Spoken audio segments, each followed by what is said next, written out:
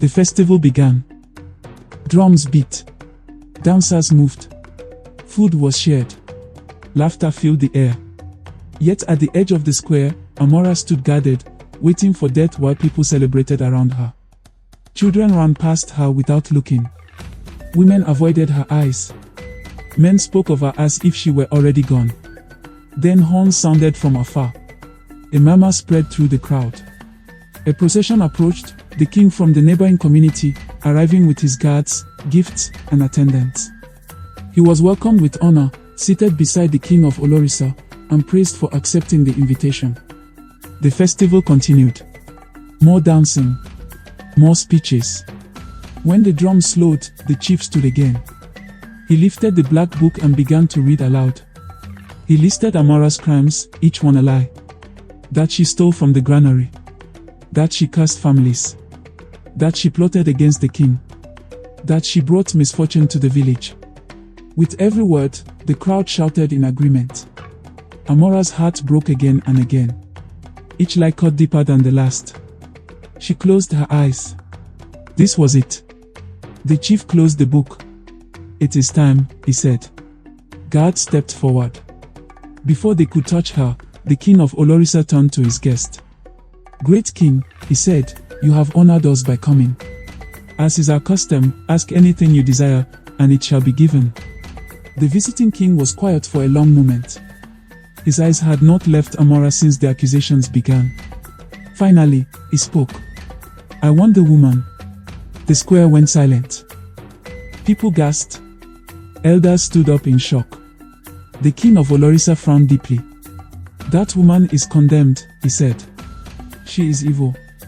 She is to be killed today. The visiting king stood up.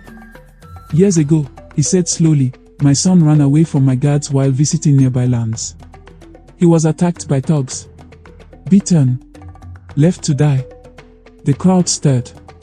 A young woman found him. She stood between him and death. She was beaten too, but she did not run. She carried him, hid him, cleaned his wounds, and protected him until my men found him. The king turned and pointed at Amora. That woman is her. A wave of shock rolled through the crowd. She never asked who the boy was, the king continued. She asked for nothing. She did not know she was saving a prince. But because of her, my son lives.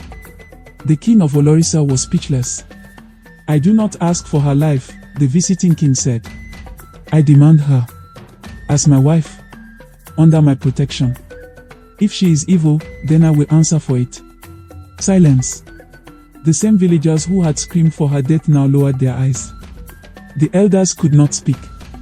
The black book lay useless on the table. The courtyard fell into a silence so deep it felt unnatural. I asked for the woman called Amora, the visiting king said again. His voice did not rise.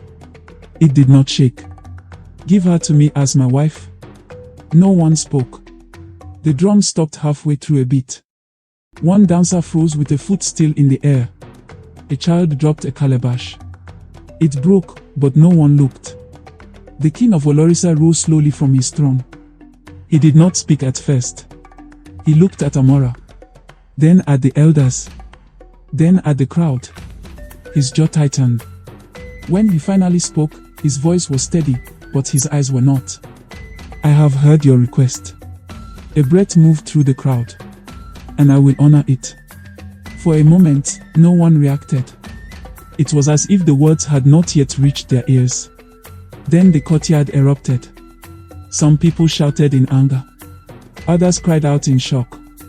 A few laughed nervously, unsure if this was real. Mothers grabbed their children. Elders looked at one another, afraid to speak. The chief stepped forward, his staff shaking in his hand. My king, he said carefully. The law. The word landed like a stone. The king closed his eyes. Everyone knew the law. It had no mercy. It did not bend.